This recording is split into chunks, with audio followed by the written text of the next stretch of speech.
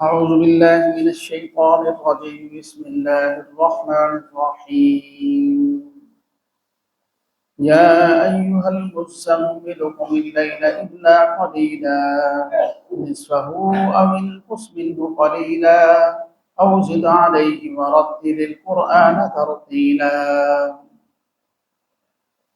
اے چادر اوڑھنے والے، رات کو کھڑا ہو جا، مگر رات کا تھوڑا سا حصہ، اس رات کا آدھا یا اس سے کم کر لے، تھوڑا سا یا زیادہ کر لے اس پر، اور قرآن کو ٹھہر ٹھہر کر صاف صاف پڑھ۔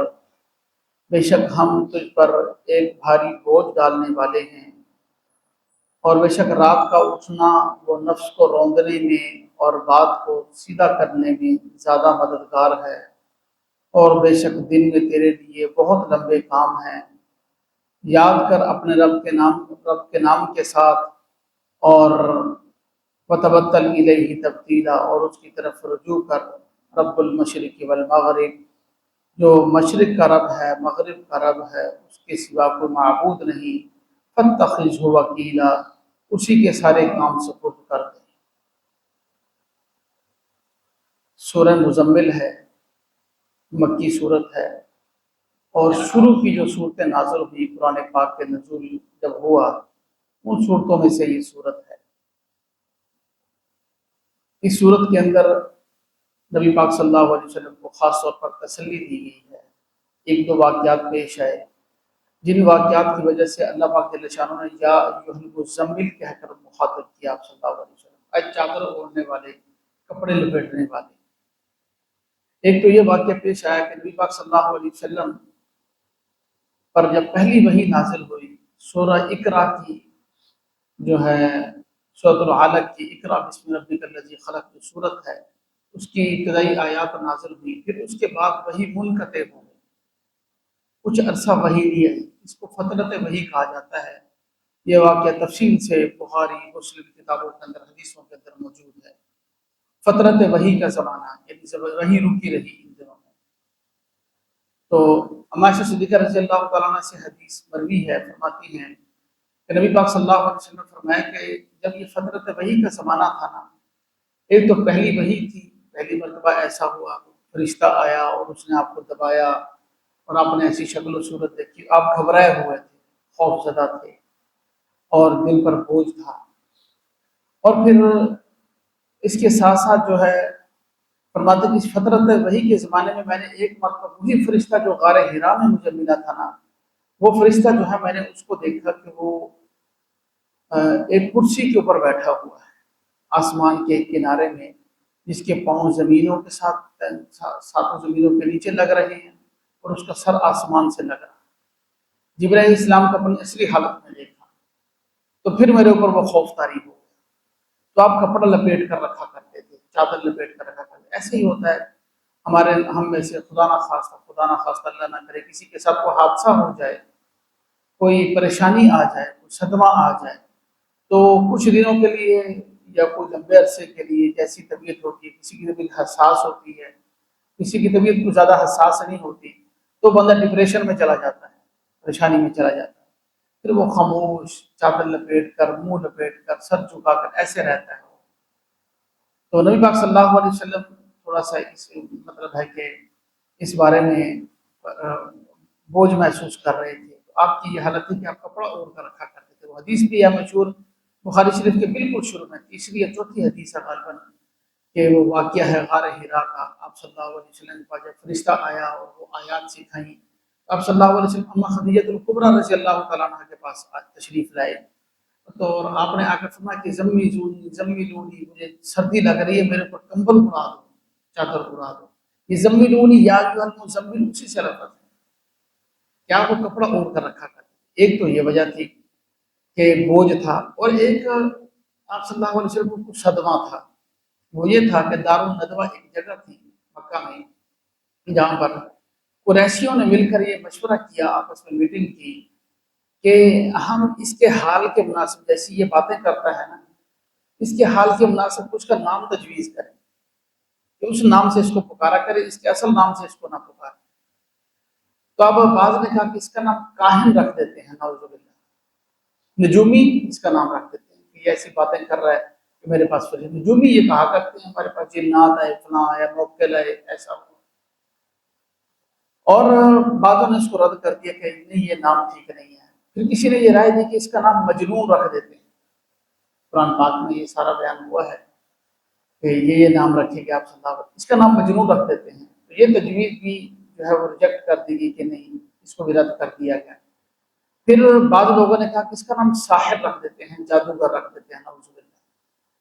تو بعضوں نے اس کو رد کیا اور پھر کو بعض لوگوں نے اس کو قبول کیا۔ تو یہ نام تجویز نبی پاک صلی اللہ علیہ وسلم کو انہوں نے کیا کہ یہ جادوگر ہے، اس لیے کہ یہ جادو کے ذریعے اپنوں کے درمیان جدائی کروا دیتا ہے، نعوذ باللہ۔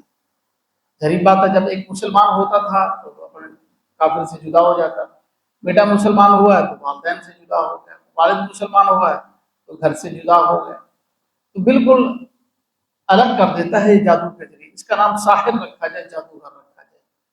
نبی پاک صلی اللہ علیہ وسلم کو اس واقعے کی اطلاع ملی کہ میرے خلاف یہ میٹنگ ہوئی ہے اور میرا ایسے ایسے نام تجویز کیے گئے ہیں۔ تو آپ صلی اللہ علیہ وسلم کو بڑی تکلیف ہو کہ یہ وہی معاشرہ ہے جہاں پر میں نے 40 سال گزارے ہیں، یہی لوگ مجھے صادق اور امین کہتے تھے، اور آج میں نے جو اللہ کا پیغام ان تک پہنچایا ہے اس کے نتیجے میں مجھے جادوگر، مجنون اور ایسے ایسے القابات دیے جا رہے ہیں۔ تو آپ کو اس بات کا بھی صدمہ تھا، جس کی وجہ سے آپ صلی اللہ علیہ وسلم جو ہے نا تھوڑے سے صدمے کی وجہ سے چادر اوڑھ کر رکھا کرتے، اس بات کو محسوس کر رہے۔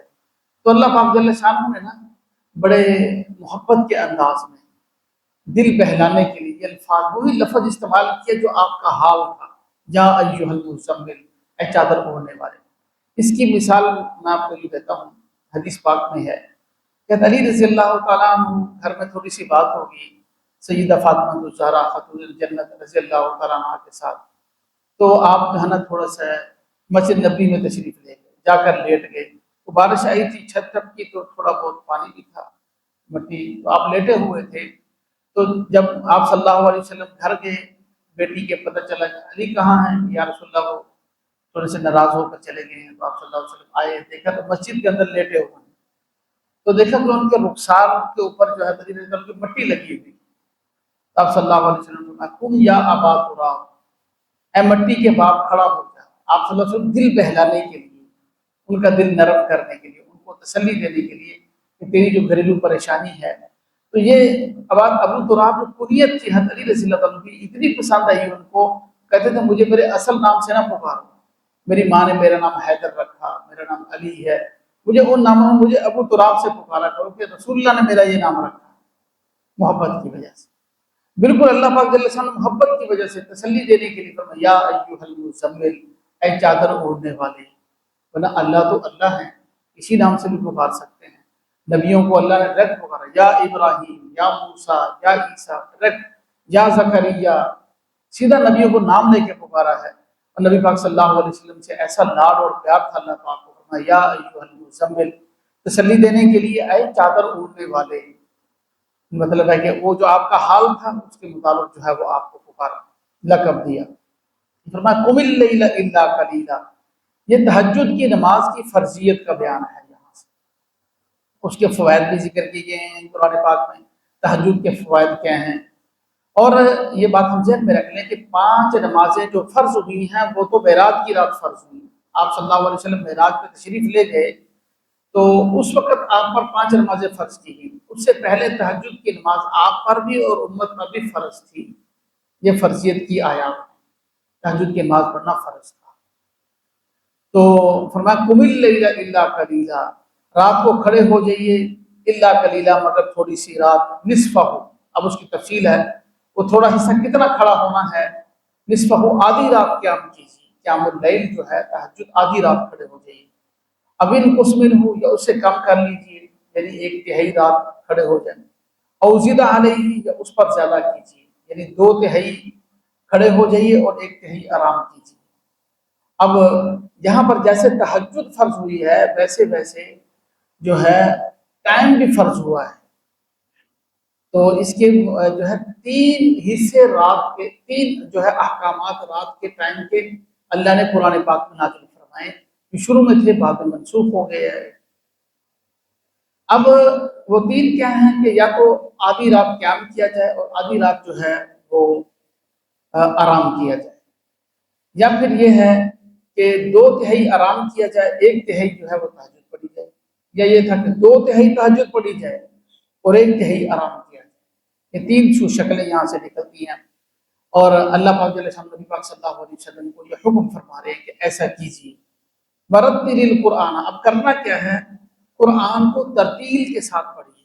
ترتیل کے ساتھ، ترتیل کا معنی تھا ٹھہر ٹھہر کر ایک ایک لفظ کی خاص طور پر سمجھ آئے، اور بعض علماء نے تو ترتیل کے معنی میں لکھا ہے کہ حسن صوت بھی ہو، آواز بھی خوبصورت، اور حسن صوت مطلوب ہے قرآن پاک کے پڑھنے میں۔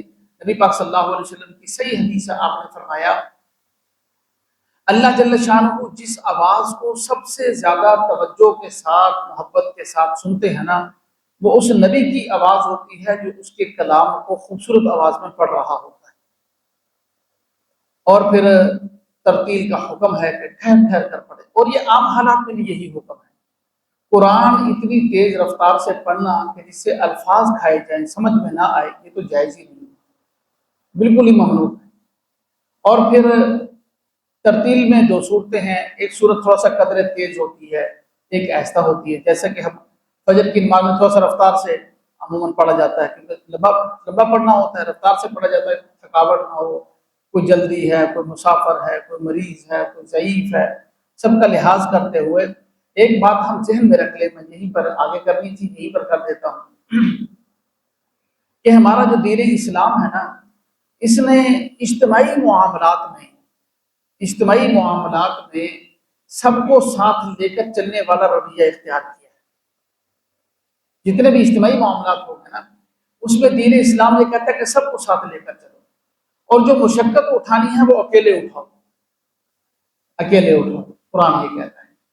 اب یہ نہیں ہے، اب میں اس لیے یہ بات عرض کر رہا ہوں کہ ہمارے بہت سے ساتھیوں کا یہ تقاضا ہوتا ہے کہ جی لمبی لمبی صورتیں پڑھیں، اور کبھی یہ تقاضا ہوتا ہے کہ لمبی لمبی دعائیں مانگیں۔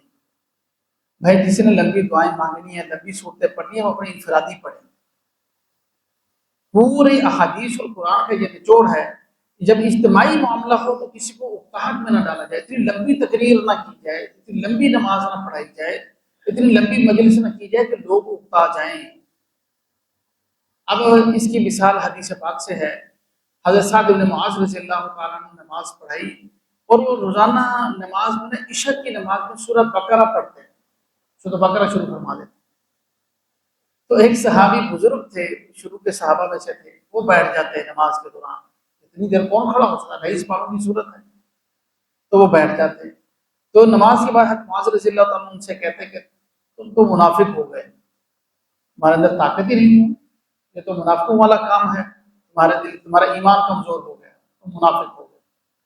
اب انہوں نے 1-2 دن دیکھا، پھر رسول اللہ صلی اللہ علیہ وسلم سے شکایت کی کہ یا رسول اللہ معاذ مجھے یوں کہتے ہیں۔ آپ صلی اللہ علیہ وسلم صحابہ فرماتے ہیں آپ کا چہرہ غصے سے سرخ ہو گیا، اتنے زیادہ غصے، اور فرمایا فتان یا معاذ، اے معاذ تم لوگوں کو فتنے میں ڈالنے والے ہو، آپ میں دین سے لوگ اکتا جائیں گے، دور ہو جائیں گے۔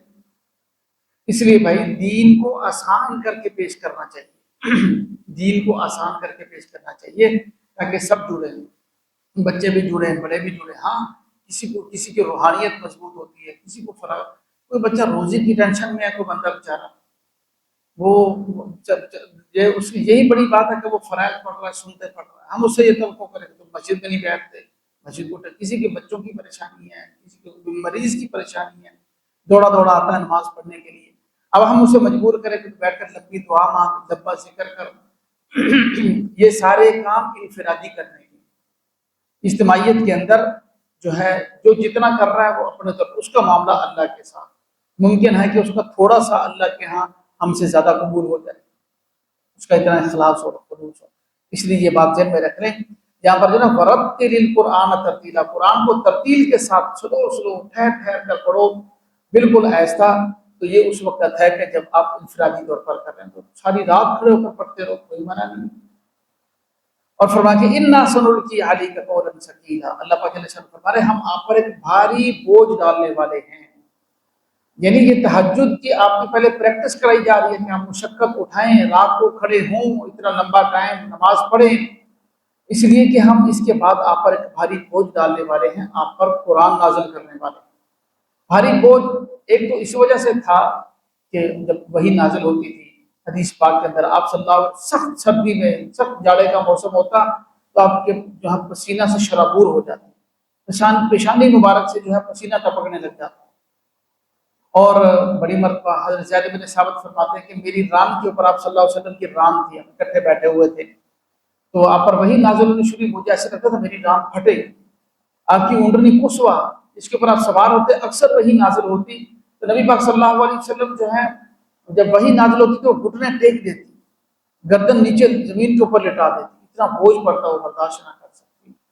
تو ایک تو یہ ہے کہ بھاری بوجھ، اور دوسرا یہ تو تھا ایک جسمانی طور پر آپ کو محسوس ہوتا تھا، اس کے علاوہ جو تھا نا قرآن نازل ہونے کے بعد اس کی ذمہ داری بھائی بہت بڑی ہے، اس پر عمل کرنا جو ہے نا وہ بہت بڑی ذمہ داری ہے۔